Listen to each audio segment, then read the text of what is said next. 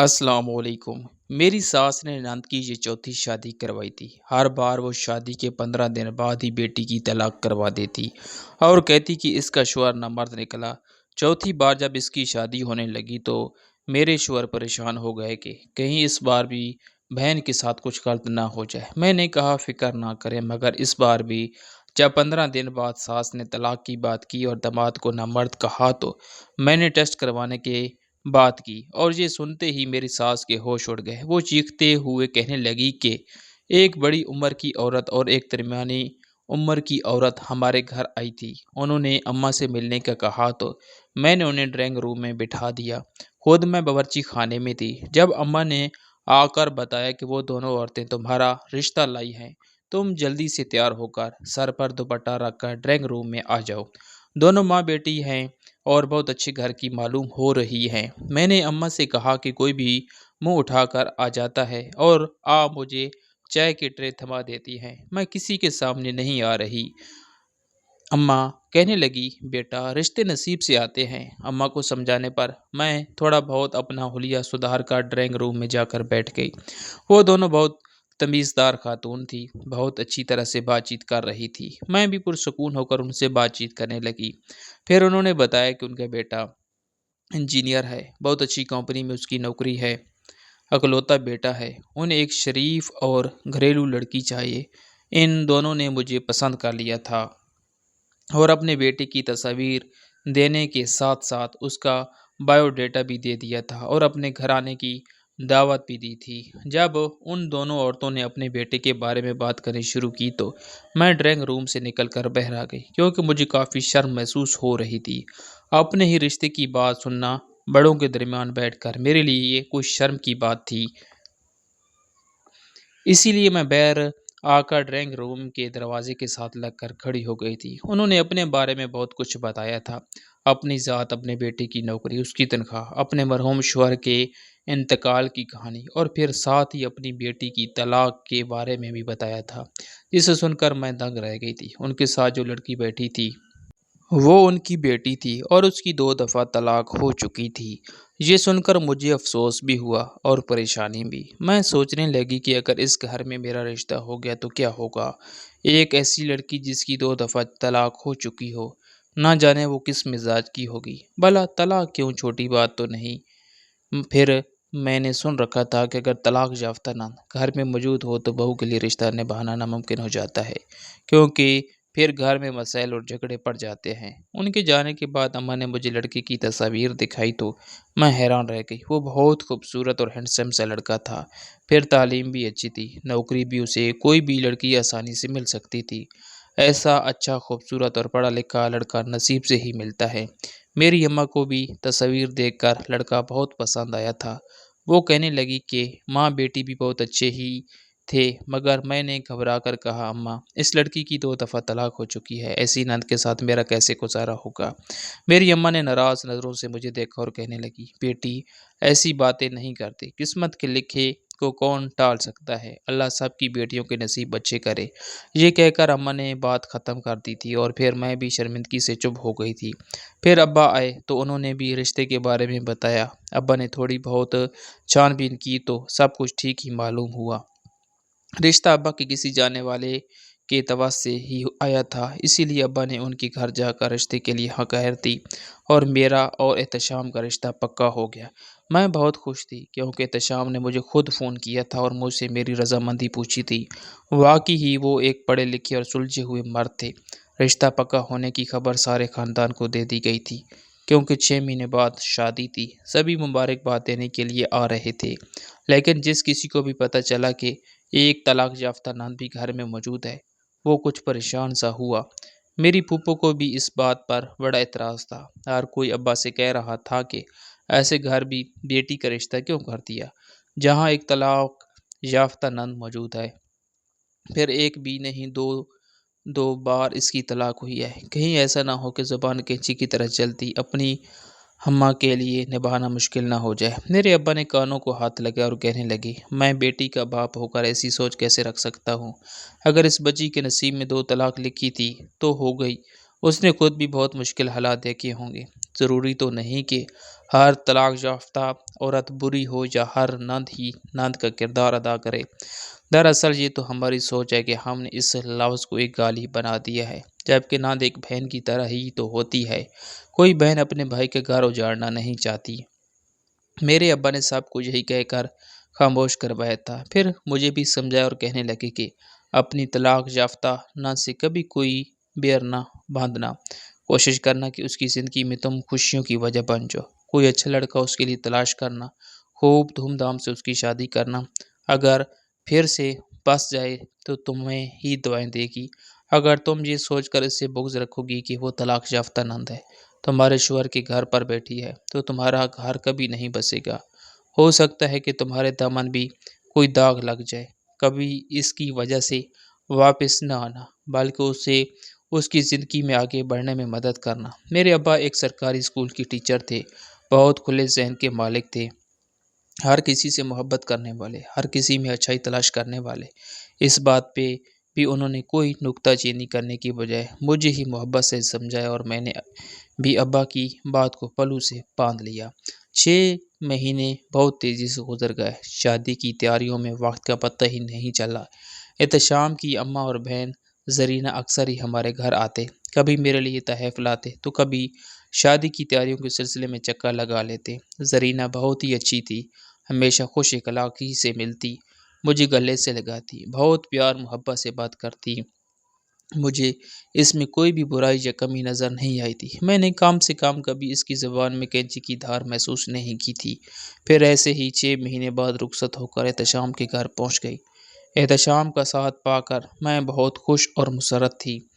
وہ واقعی ہی ایک مکمل انسان تھے، جنہوں نے مجھے عزت کے ساتھ محبت دی تھی۔ میرے لیے عزت اور محبت دونوں ہی ضروری تھے، اور احتشام نے ان دونوں چیزوں میں کوئی کمی نہ چھوڑی تھی۔ شادی کے 2-4 دن بعد جب احتشام سے میری اچھی طرح بات چیت ہو گئی تو میں نے احتشام سے پوچھا کہ زرینہ باجی کی بار بار طلاق کیوں ہوئی؟ میری بات سن کر وہ خاموش ہو گئے، پھر کہنے لگے، بس نہ جانے میری بہن کے نصیب میں کیا لکھا تھا۔ میری بہن بہت اچھی ہے، گھرداری میں بھی اس کا کوئی ثانی نہیں، لیکن پھر بھی اس کا گھر نہیں بسا۔ جب سے ابا کو کھویا ہے وہ بہت دکھی ہی رہتی تھی، سوچا تھا شادی کے بعد اپنی زندگی میں آگے بڑھ جائے گی، لیکن اس شادی کے لفظ نے بھی اسے سوائے تکلیفوں کے اور کچھ نہ دیا۔ ہو سکے تو تم میری بہن کے زخموں پر مرہم رکھنے کی کوشش کرنا۔ میں نے احتشام سے وعدہ کیا تھا کہ میں زرینہ باجی کا بہت خیال رکھوں گی۔ میری شادی کو 1 ہفتہ ہوا تو میں نے خود اس بات کو محسوس کیا کہ زرینہ باجی واقعی ہی بہت نیک تھی، ہر وقت پابندی سے نماز پڑھتی ہے، گھر کے کاموں میں مشغول رہتی ہے۔ انہوں نے مجھے کسی کام کو ہاتھ نہیں لگانے دیا تھا، میں زیادہ تر وقت احتشام کے ساتھ ہی گزارتی تھی، اور میری ساس اور نند نے مجھے بہت اسپیسز دیے تھے۔ انہوں نے کبھی مجھ پر مسلط ہونے کی کوشش نہیں کی تھی۔ میں گھر کے کسی کام کو ہاتھ لگانے نہیں دیتی تو زرینہ باجی مجھے روک دیتی، کہتی، نہیں نویلی دلہن ہو، تمہارے ہاتھوں میں چوڑی اور مہندی اچھی لگتی ہیں، یہ جھاڑو پوچھا یہ سب میں سنبھال لوں گی، ویسے بھی میری زندگی میں کرنے کے لیے اور کچھ نہیں ہے۔ یہ کہتی ہوئی وہ بہت دکھی ہو جاتی، اور ان کا یہ دکھ میں اچھی طرح محسوس کر سکتی تھی۔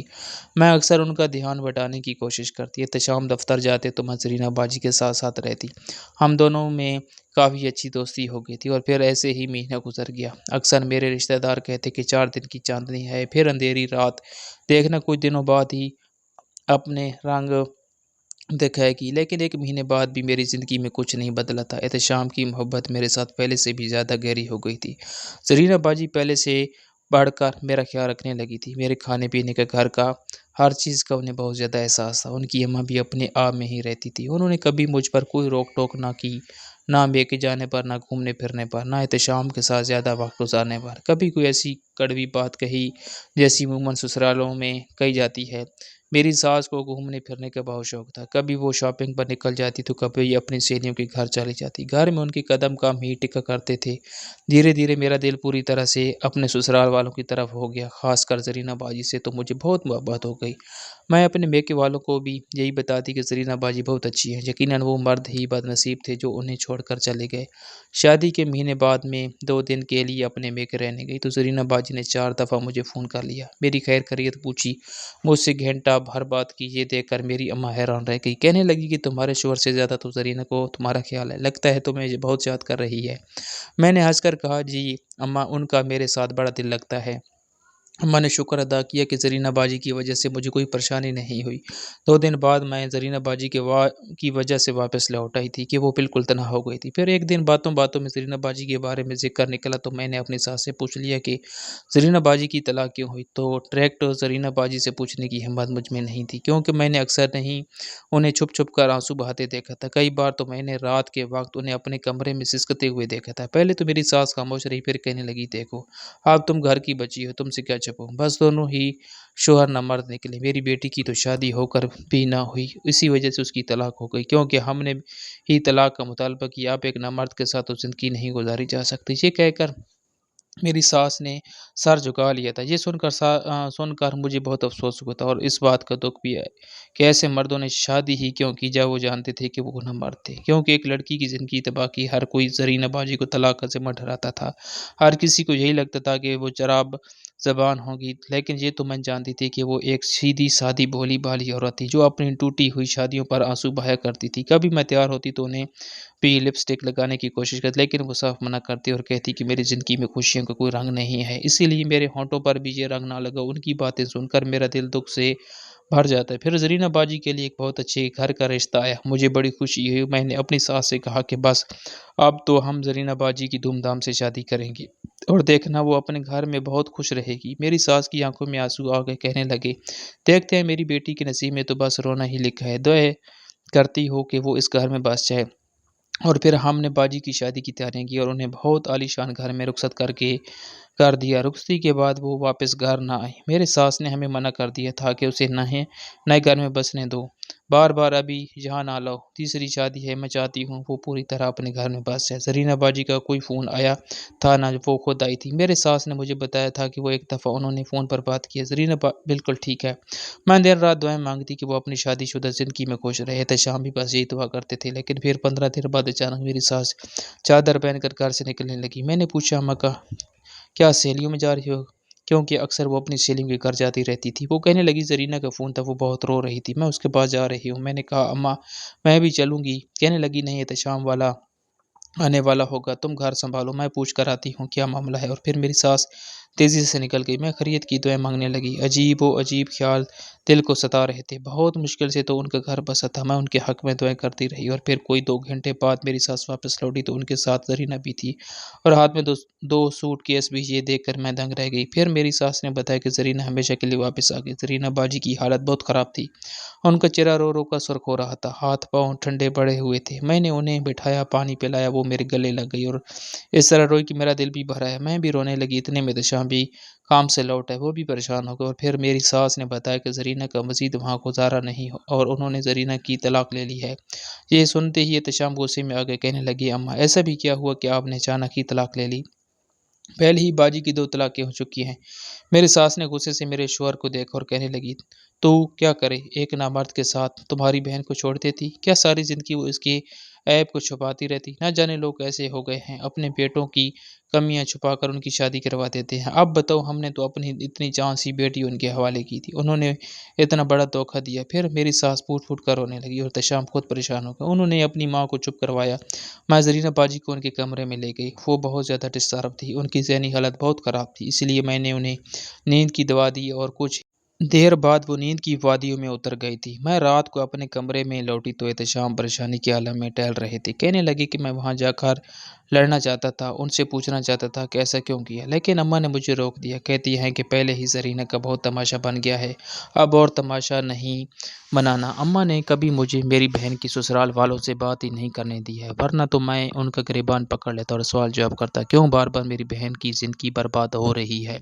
हमने किसी का क्या बिगाड़ा है जो ज़रीना बाजी के साथ बार-बार यही सब कुछ हो रहा है। एहतशाम की आंखों में आंसू आ गए। कहने लगे, ना जाने मेरी बहन की किस्मत में क्या लिखा है। मैंने उन्हें समझाया, तसल्ली दी कि ऐसी कोई बात नहीं है, आप फ़िक्र ना करें, सब कुछ ठीक हो जाएगा। लेकिन मुझे खुद भी समझ नहीं आ रहा था कि क्यों बार-बार ज़रीना बाजी के साथ ऐसा हो रहा था। 1 नहीं, 2 नहीं, बल्कि तीसरा शौहर भी नामर्द निकला। कोई मामूली बात नहीं थी। आने वाले कितने ही दिन वो अपने कमरे में बंद रही, हर वक़्त आँसू बहाती रहती, जबकि मेरी सास उनके लिए पूरे नए कपड़े लेकर आई थी। उनका वार्डरोब ٹھیک کیا تھا، ان کے کمرے میں نیا فرنیچر ڈلوایا تھا۔ میری ساس نے میں نے پوچھا کہ یہ سب کیوں کر رہی ہے، تو کہنے لگی زرینہ کا دل لگانا چاہتی ہوں، کیا پتہ ان چیزوں سے ہی اس کا دل بہل جائے۔ پھر میری ساس نے ایک گاڑی خرید کر زرینہ کو گفٹ کر دی تھی، کہنے لگی تمہارا جہاں دل چاہے وہاں گھومو پھرو۔ ساس کی شاخ خراچی میں حیران رہ گئی۔ میں نے کہا کہ اماں اتنے پیسے کہاں سے آئی، کیونکہ میں جانتی تھی کہ احتشام کی نوکری میں یہ سب ممکن نہیں ہے۔ اماں سر جھکا کر کہنے لگی طلاق کے بعد اسے مہر کی کچھ رقم ملی تھی، میں نے سوچا کہ اسی رقم سے زرینہ کے لیے کچھ سامان خرید لیتی ہوں، کیا پتہ اپنے دکھوں سے نکل کر وہ اپنی دنیاوی چیزوں میں مگن ہو جائے۔ ماں ہونا بیٹی کی خوشی کے لیے بس جو سمجھ آتا ہے وہ کر دیتی ہوں۔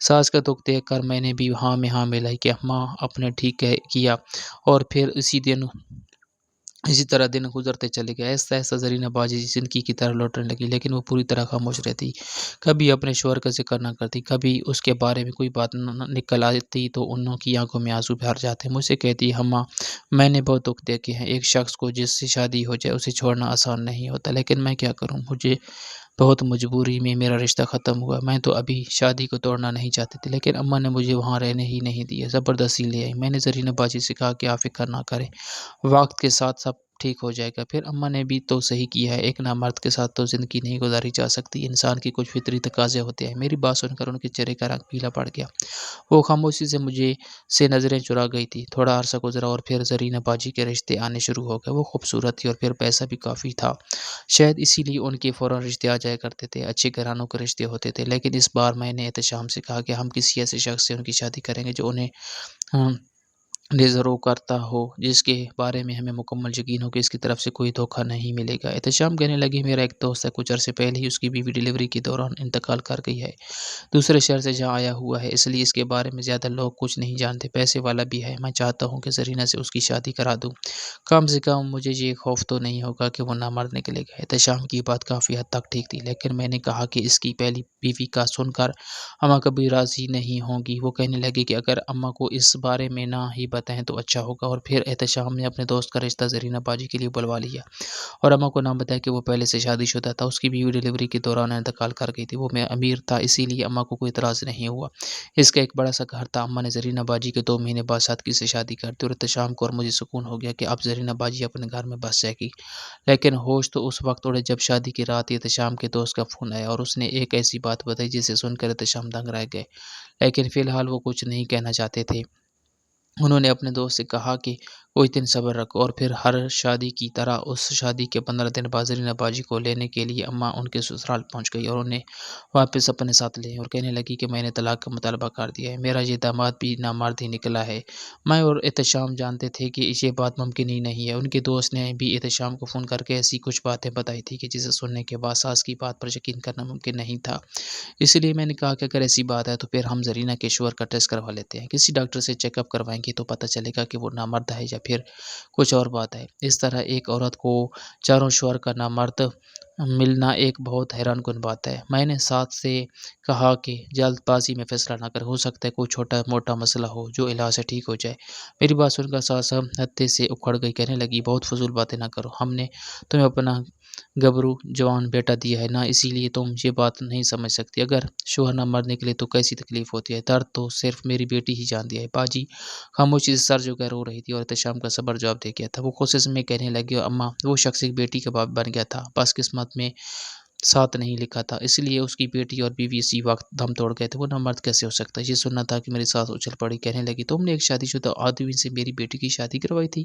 احتشام کہنے لگی ہاں، کیونکہ مجھے خوف تھا کہ پھر میری بہن کے ساتھ کچھ برا نہ ہو جائے، لیکن اب میں جان گیا ہوں کہ اصل بات کچھ اور ہے، میرا دوست نامرد نہیں ہے، بلکہ آپ اپنی بیٹی کو خود گھر واپس لائی ہے، وہ بھی شادی کے پورے 15 دن بعد، ایسا کیوں ہے یہ آپ مجھے بتائیں گی۔ جب میرے شوہر نے اور میں نے بار بار سوال جواب کیے تو اماں نے جواب نہ دیا، لیکن زرینہ روتے ہوئے کہنے لگی کیونکہ اماں کو میرا گھر نہیں بسانا، ساری زندگی مجھے اپنے ساتھ رکھنا چاہتی ہیں، اور انہوں نے مجھے پیسہ کمانے کی مشین سمجھ لی ہے۔ میری طلاق سے جو حق مہر کی رقم ملتی ہے، اسے اماں خوب عیش کرتی ہے، زیور بناتی ہے، گاڑیاں خریدتی ہے، گھر میں پیسہ لگاتی ہے، اماں کو دراصل یہ کاروبار لگتا ہے۔ میں نے کبھی اپنے کسی شوہر سے طلاق نہیں لینی چاہی، لیکن اماں نے ہمیشہ مجھے بلیک میل کیا کہ وہ خودکشی کر لے گی، وہ میرے بغیر نہیں رہ سکتی، اور اسی لیے میں ان کے آگے چپ رہی۔ لیکن اب میں پریشان ہو چکی ہوں، میں اپنے شوہر کو نہیں چھوڑنا چاہتی، میں بھی تم دونوں کی طرح ایک خوشگوار شادی شدہ زندگی چاہتی ہوں۔ باجی ہاتھ جوڑ کر کہنے لگی، اماں مجھے میرے گھر میں آباد ہونے دو، مجھے حق مہر کے پیسوں سے کوئی سروکار نہیں ہے، میں آپ کو اس سے زیادہ پیسے تو دوں گی، لیکن مجھے جانے دیں۔ میری ساس کی سچائی کھل گئی تھی اور میں حیران رہ گئی تھی کہ میری ساس نے بیٹی کو پاس رکھنے کے لیے اور اپنی عیاشی کے لیے 3 دفعہ اس کی طلاق کروا دی تھی۔ احتشام خود ہاتھ پکڑ کر زرینہ کو اپنے دوست کے پاس چھوڑ کر آئے تھے۔ زرینہ اپنی خوشی سے اپنے گھر واپس چلی گئی تھی، جبکہ احتشام نے اپنی ماں کو سمجھایا تھا کہ بیٹیاں اپنے گھروں میں اچھی لگتی ہیں۔ رہی بات پیسے کی تو آپ کی ہر خواہش میں پوری کروں گا۔ میری ساس مکمل طور پر خاموش ہو گئی تھی۔ پھر چند دنوں بعد پتہ چلا کہ زرینہ باجی امید سے تھی، ان کا چہرہ خوشی سے کھلا ہوا تھا، ان کی خوشی میں بھی بہت زیادہ خوش تھی، اور پھر میری ساس بھی ایسا ایسا خوش ہو گئی تھی۔ انہوں نے زرینہ باجی سے معافی مانگ لی تھی اور مجھے زرینہ باجی کی جگہ دے دی تھی۔ زندگی آگے بڑھ گئی تھی، لیکن کبھی کبھی میں یہ سوچ کر حیران رہ جاتی ہوں کہ آج کل کی ماؤں کو کیا ہو گیا ہے۔ بیٹیوں کو اپنے پاس رکھنے کے لیے وہ کیسے کیسے کھیل جاتی ہیں۔ آج کل کی مائیں بیٹیوں کو رخصت نہیں کرنا چاہتی، بلکہ ان کو ہمیشہ اپنے گھر کی دہلیز پر بیٹھا کر رکھنا چاہتی ہیں، اور یہی ان کی سب سے بڑی غلطی ہے۔ ناظرین، مزید اس طرح کی سبق آموز کہانیاں سننے کے لیے ہماری ویڈیو کو لائک کریں، شیئر کریں اور ہمارے چینل کو سبسکرائب کریں۔ شکریہ۔